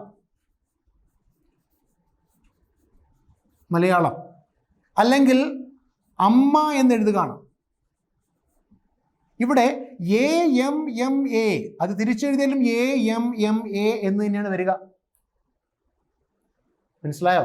വിച്ച് മീൻസ് മലയാളത്തിന്റെ കേസിൽ MALAYALAM എന്ന് പറഞ്ഞാൽ അത് തന്നെ spelling MALAYALAM. This is named as palindromic sequence. അതേ സീക്വൻസ് ആണ് ഇവിടെയും കാണപ്പെടുന്നത്. ആ സീക്വൻസുകൾ എന്ന് പറഞ്ഞാൽ ഏതൊക്കെ സീക്വൻസ് വരുന്നു അതേ സെയിം സീക്വൻസ് ആണ് DNA-യിലും കാണപ്പെടുക. These are groups of letters which read the same both forward and backward, that are named as palindromes. Groups of letters which read the same both forward and backward.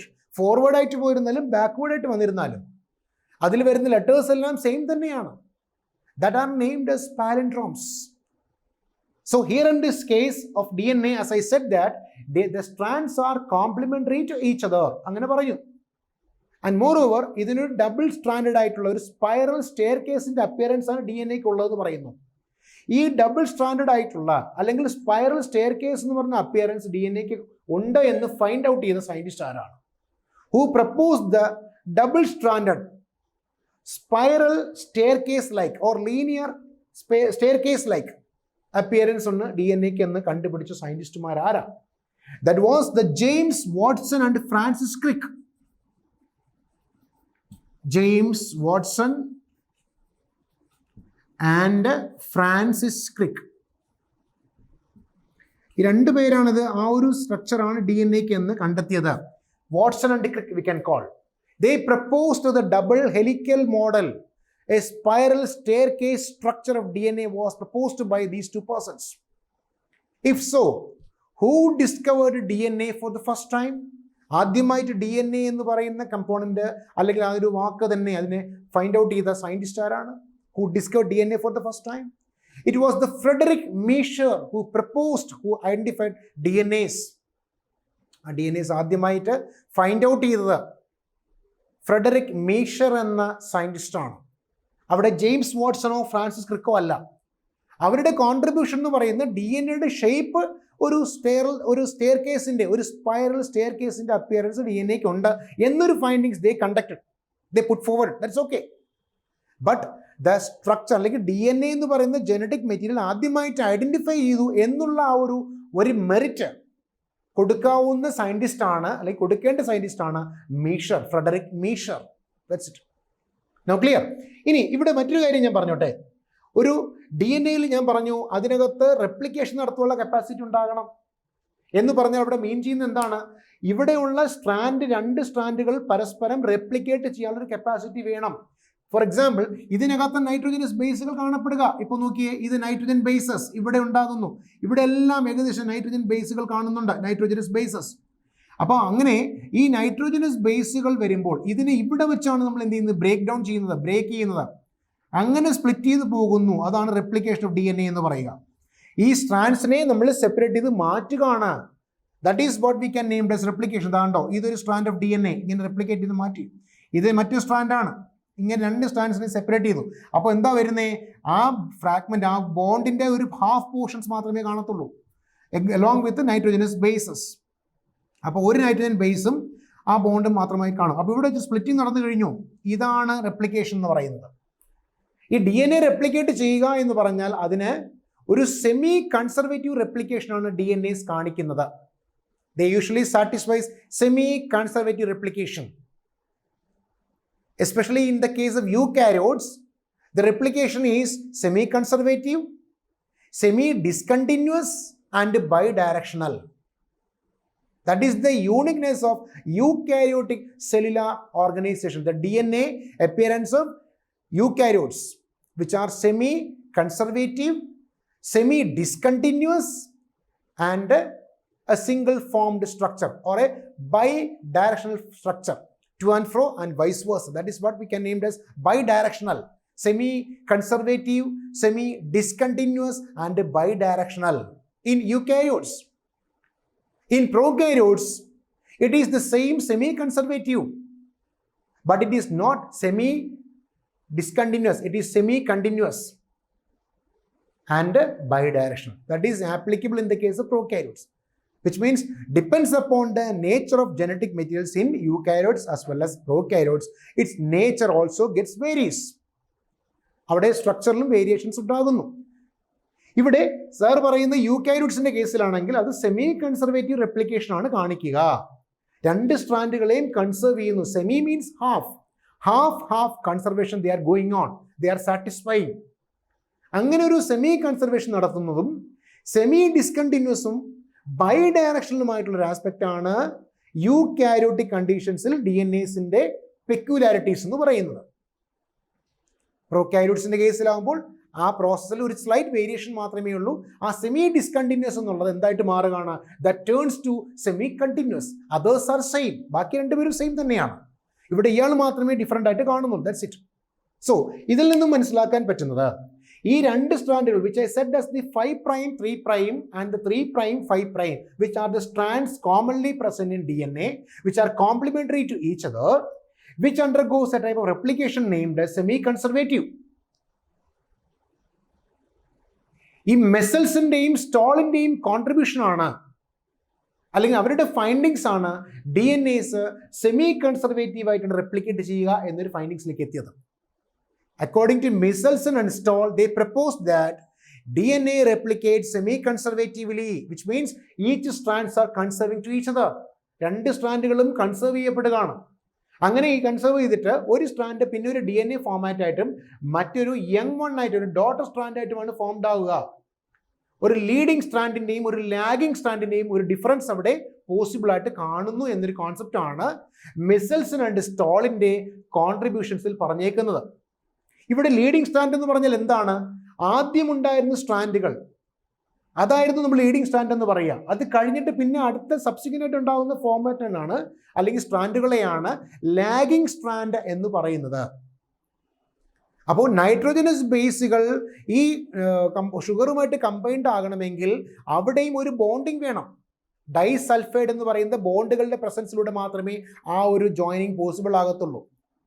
Sir പറഞ്ഞു, in the case of nitrogenous bases, they are joined by means of hydrogen bonds, which means they are bonds which are acting in between purines and pyrimidines. Purines-നും pyrimidines-നും ഇടയ്ക്ക് മാത്രമേ ആ bond കാണുന്നുള്ളൂ, hydrogen ബോണ്ടുകൾ കാണുന്നുള്ളൂ. But in the case of nitrogenous bases, along with that sugar components, sugar molecules ആയിട്ട് combined ആകുമ്പോൾ അവിടെ ഉണ്ടാകുന്ന ബോണ്ടിങ് എന്ന് പറയുന്നത് that are the disulfide ones, disulfide ബോണ്ടുകളാണ്. അപ്പോൾ അതിനും ഒരു പ്രയോറിറ്റി ഉണ്ട് regarding the structure of DNAs. So ഇവിടെ ഈ രണ്ട് ടൈപ്പിലൂടെ DNAs റെപ്ലിക്കേറ്റ് ചെയ്ത് ഓരോ 20 മിനിറ്റ്സ് കഴിയുമ്പോൾ അത് റെപ്ലിക്കേഷൻ കൂടി ഡബിൾ ചെയ്ത് പോകുന്ന ടെൻഡൻസി കാണിക്കുന്നു. അപ്പോൾ ഇവിടെ രണ്ട് പ്രധാനപ്പെട്ട കോൺട്രിബ്യൂഷൻ മനസ്സിലാക്കണം. DNA-സിന് ഡബിൾ സ്ട്രാൻഡഡ് ആയിട്ടുള്ള ഒരു സ്പൈറൽ സ്റ്റെയർ കേസിന്റെ അപ്പിയറൻസ് ഉണ്ടെന്ന് പറഞ്ഞത് വാട്സൺ ആൻഡ് ക്രിക്ക് ആണ്. അവരുടെ കോൺട്രിബ്യൂഷൻസ് ആണ്, അവരുടെ ഫൈൻഡിങ്സ് ആണ്, അവർ കണ്ടെത്തിയതാണത്. അങ്ങനെ ഒരു അപ്പിയറൻസ് DNA-ക്ക് ഉള്ളത് അവരുടെ കോൺട്രിബ്യൂഷൻ എന്ന് പറയുന്നതിലുപരി അവരുടെ ഫൈൻഡിങ്സ് ആണത്. But before going to that, who discovered DNA for the first time എന്ന് ചോദിക്കുമ്പോൾ which was the Frederick Miescher. അപ്പോൾ ഈ പറയുന്നവർക്കെല്ലാം ഈക്വൽ ഇമ്പോർട്ടൻസ് ആണ്. Frederick Miescher identified DNA for the first time. James Watson and Francis Crick postulated that DNA satisfies double-stranded spiral staircase appearances.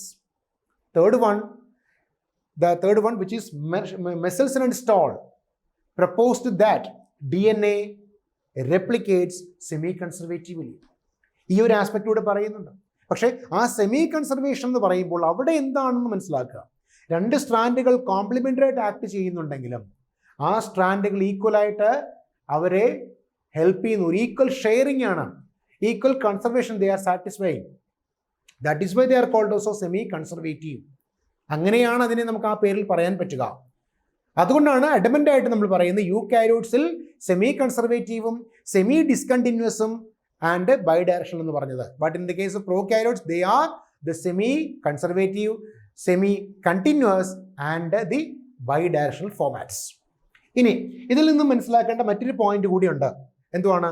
ഈ രണ്ട് സ്ട്രാൻഡുകൾക്കും ഇടയിൽ ഈ 5' 3' എന്ന ഫസ്റ്റ് സ്ട്രാൻഡും 3' 5' എന്ന സെക്കൻഡ് സ്ട്രാൻഡും വരുമ്പോൾ ഇവിടെ ഒരു DNA diameter, the diameter of DNA which is 20 angstrom ആണ്.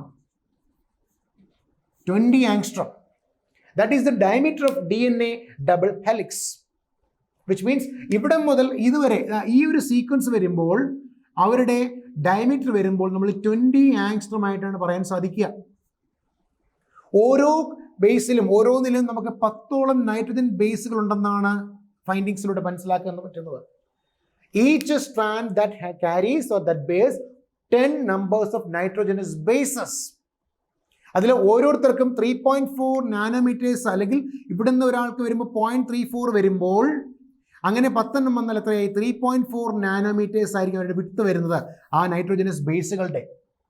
അപ്പോൾ മൊത്തത്തിൽ വരുമ്പോൾ 34ഓളം നാനോമീറ്റേഴ്സ് ഒരു കേസിൽ വരുന്നു എന്നുള്ളത് മനസ്സിലാക്കുക. വിച്ച് മീൻ നൈട്രോജനസ് ബേസുകളുടെ കോൺസെപ്റ്റാണ് ഞാൻ ഈ പറഞ്ഞത്. അതിൻ്റെ അറേഞ്ച്മെൻറ്റ്സിൽ ഒന്നില്ല, നമ്മൾ ആ സ്റ്റാർട്ടിങ്ങിൽ നമുക്കറിയാം ഓരോരുത്തരുടെയും കേസ് എടുക്കുമ്പോൾ 0.34 ആണ് ഇതിനകത്തുണ്ട് ഡയമീറ്റർ. അത് എന്ത് ചെയ്യും? അതിൽ നിന്ന് 10 നൈട്രോജനസ് ബേസുകൾ വരിക എന്ന് പറയുമ്പോൾ ആ 0.34ന്റെ 10 ടൈംസ് വരുമ്പോൾ 3.4 നാനോമീറ്റേഴ്സ് വരുന്നു. ആൻഡ് ഫൈനലി ഓരോ സ്ട്രാൻഡുകളിലും ഉണ്ടാകുന്ന ഗ്രൂവുകൾ, which means a minor groove and a major groove. ഇപ്പോൾ ഇവിടെ കാണുന്ന ഒരു ഗ്രൂവ് മൈനർ ഗ്രൂവ് ആണെങ്കിൽ കുറച്ചുകൂടി മേജർ ഉണ്ട്. ഇതൊരു മൈനർ ഗ്രൂവ് ആണ്, but this one is A major groove. അപ്പോൾ രണ്ട് തരത്തിലുള്ള ഗ്രൂവുകൾ കൂടി DNA-യിൽ കാണാൻ സാധിക്കുന്നുണ്ട്. അപ്പോൾ ഒരു കോമ്പോണൻറ്റിൽ ഒരു ഗ്രൂപ്പിനകത്ത് 10ഓളം നൈട്രോജനസ് ബേസുകൾ കാണുമ്പോൾ ഈ 0.34 നാനോമീറ്റേഴ്സ് ക്ലബ് ചെയ്ത് 3.4 നാനോമീറ്റേഴ്സ് ആവുകയാണ്. അങ്ങനെ ഇതിൻ്റെ സീക്വൻസ് എടുക്കുമ്പോൾ ഏകദേശം 10ഓളം നമ്പേഴ്സ് വരുന്നു. അങ്ങനെ വന്നാൽ 34 നാനോമീറ്റേഴ്സ് ഓവറോൾ നമുക്ക് കൗണ്ട് ചെയ്യാൻ പറ്റും. And more over the diameter is 20 angstrom. പലപ്പോഴും ഇതൊരു ക്വസ്റ്റ്യൻ ആണ്. എത്രയാണ് DNA-യുടെ ഡയമീറ്റർ എന്ന് പറയുന്നത്? The diameter of DNA duplex which is 20 angstrom. ഇനി ഇതിൻ്റെ അകത്തുണ്ടാകുന്ന ആസ്പെക്റ്റ് പറയുമ്പോൾ ഡിയോക്സി റൈബോസ് ഷുഗേഴ്സിൻ്റെയും H3PO4 എന്ന് പറയുന്ന ഫോസ്ഫോറിക് ആസിഡായ ഫോസ്ഫേറ്റ്സിൻ്റെയും കോമ്പിനേഷൻ ന്യൂക്ലിക് ആസിഡ്സ് ക്ലബ് ചെയ്യുമ്പോഴാണ് അത് ന്യൂക്ലിയോടൈഡുകൾ എന്ന് പറയുന്ന ഫോമിലേക്ക് കൺവേർട്ടഡ് ആകുന്നത്. Which means that is why it is named as it is a long polymer of oligonucleotides. That's about the structure of DNAs here. ഇനി മറ്റൊരു പോയിന്റ് കൂടി, ഈ DNA ഒരു ജനിതക വസ്തുവാണ് എന്ന് ക്ലിയർ കട്ടായിട്ട് നമ്മൾ ഐഡൻറ്റിഫൈ ചെയ്യുന്ന ഒരു കൺഫർമേഷൻ വരണം. How can we confirm that DNA itself is A genetic material? എങ്ങനെ നമുക്കത് ഫുൾ സ്വിംഗിൽ ഐഡൻറ്റിഫൈ ചെയ്യാൻ കഴിയുന്നു, അത് കൺഫേം ചെയ്യാൻ പറ്റുന്നു? അവിടെ ഹെർഷേ ആൻഡ് ചേസ് എന്ന 2 സയൻറ്റിസ്റ്റുമാരുടെ കോൺട്രിബ്യൂഷൻസ് ആണ് നമുക്കതിന് സപ്പോർട്ടീവായിട്ട് മാറിയത്. അതിനുവേണ്ടി അവർ 2 കാര്യങ്ങളാണ് ചെയ്തത്. ഒന്ന്, റേഡിയോ ആക്റ്റീവ് ഐസോട്ടോപ്പുകളായിട്ടുള്ള സൾഫർ 35നെയും റേഡിയോ ആക്റ്റീവ് ഐസോട്ടോപ്പായിട്ടുള്ള ഫോസ്ഫറസ് 32വും എടുത്തു. എന്നിട്ട് അതിനെ ഒരു സെല്ലിലേക്ക് ഇൻസേർട്ട് ചെയ്തപ്പോൾ ഉണ്ടായ ചേഞ്ചുകളുടെ ബേസിസിലാണ് they proved that DNA itself is the genetic material. So നമ്മൾ ഇനി പോകുന്നത് അതെങ്ങനെ പ്രൂവ് ചെയ്യാൻ പറ്റും എന്നുള്ളതാണ്. എങ്ങനെയാണത് പ്രൂവ് ചെയ്തതെന്നുള്ളതാണ് ഇനി അടുത്തത് പറയാൻ പോകുന്നത്. പക്ഷെ അതിന് പോകുന്നതിന് മുന്നേ ആയിട്ട് ഇവിടെ മനസ്സിലാക്കേണ്ട 3-4 കോൺട്രിബ്യൂഷൻസ് ഉണ്ട്. എന്തൊക്കെയാ? ഒന്നാമത് ആ DNA യുടെ സ്ട്രക്ചർ എന്താണ്, അതിൽ നൈട്രോജനസ് ബേസുകൾ എവിടെയെല്ലാം വരുന്നുണ്ട്, ആ ബേസുകളെ ഹൈഡ്രജൻ ബോണ്ടിലൂടെ കണക്ട് ചെയ്യുന്നതായിട്ടും അത് ഷുഗേഴ്സുമായിട്ട് ക്ലബ് ചെയ്യുമ്പോൾ അവിടെ ഡൈസൾഫൈഡ് ബോണ്ടുകളുടെ പ്രസൻസ് ഉണ്ടാകുന്നു എന്നൊരു contribution we know it well. Along with that the diameter is 20 angstrom and each has 10 nitrogenase bases എന്നുള്ള ആസ്പെക്ട് മനസ്സിലാക്കി, which has 2 strands, namely 5' 3' and 3' 5' respectively, which are complementary to each other. ഇത്രയും പോയിന്റുകളാണ് നമ്മൾ DNA യുടെ സ്ട്രക്ചറുമായിട്ട് മനസ്സിലാക്കിയേക്കുന്നത്. Along with the material which should be maintain replication satisfaction or replication process, which mutation character, and finally Mendelian features or Mendelian characters. ഇത്രയും condition satisfy ചെയ്യാൻ കഴിയുമെങ്കിൽ ഏതൊരു കമ്പോണൻറ്റും ഒരു genetic material ആണ് നമുക്ക് ക്ലിയർ കട്ടായിട്ട് തന്നെ പ്രൂവ് ചെയ്യാൻ കഴിയുന്നു. Now we can pass on to the Hershey and chase experiment. എങ്ങനെ ഹെർഷയും ചേസും ഈ ഒരു എക്സ്പെരിമെൻറ്റ് ഫൈൻഡ് ഔട്ട് ചെയ്തു എന്നുള്ള ഒരു ആസ്പെക്റ്റിലേക്കാണ് ഇനി പറയാൻ പോകുന്നത്.